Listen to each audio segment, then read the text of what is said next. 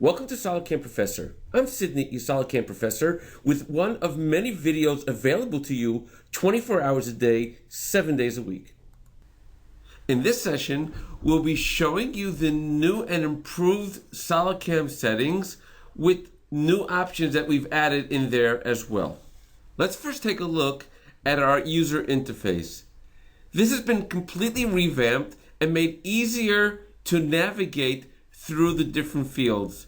As you can see, it's been made a lot shorter, and we've actually had subdirectories within certain lines. These subdirectories are made so that it makes it a lot easier to navigate to where you want to go. For example, if I want to take care of my defaults, all I have to do is open up defaults. I can also leave it this way, it'll always be open.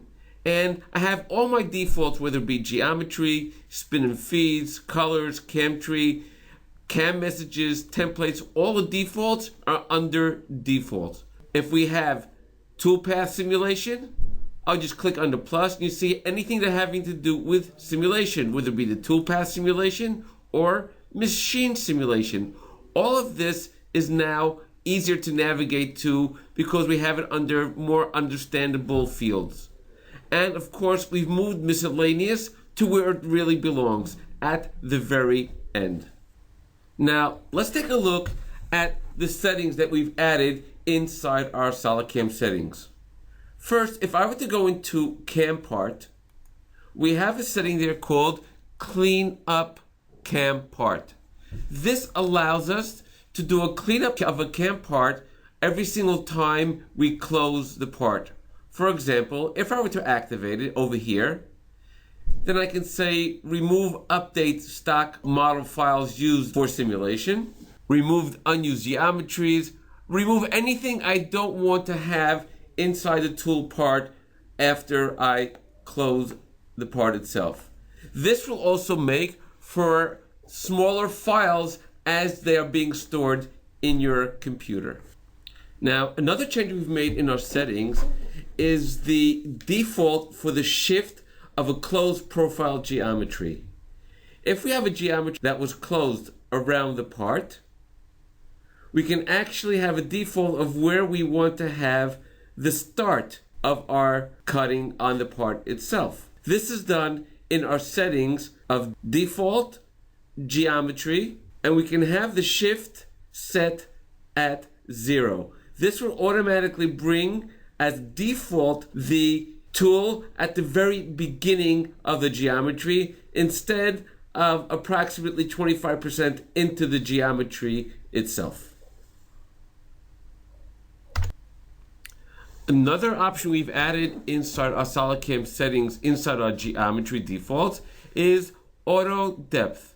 This allows you to take the operation depth automatically from the depth of the first part of the chain geometry. For example, if I were to pick my geometry from this edge over here, complete my chain, note that when I go to my levels, the pocket depth is automatically entered over here according to the pick of that first geometry.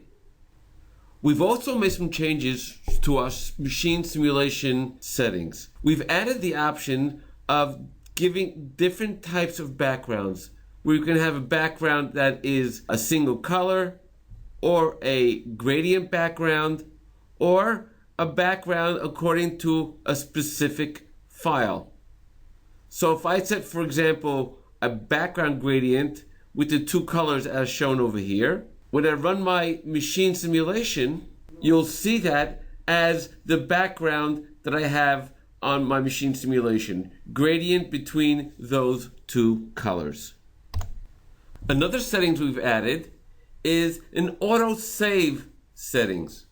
This will automatically save our CAD and CAM files every certain amount of minutes as defined inside your Autosave.